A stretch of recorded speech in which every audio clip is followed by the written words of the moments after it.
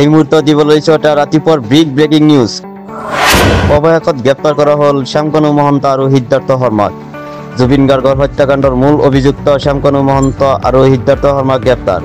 অসম চৰকাৰ, পুলিচ প্ৰশাসনৰ আৰু CBI CIDৰ সহযোগত গ্ৰেপ্তাৰ কৰা হ'ল শ্যামকানু মহন্ত আৰু সিদ্ধাৰ্থ শৰ্মাক।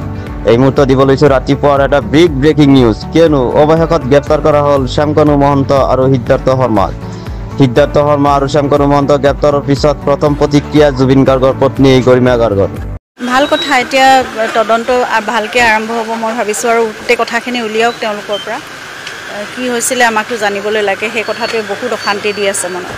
গতিকে কি হৈছিলে, তেওঁলোকে কি কয় সেইখিনি চাওক, আৰু আইনে নিজৰ পথত নিজে মই ভাবোঁ উচিত তদন্ত কৰিব, আৰু আমি ন্যায় পাম অতি সোনকালে।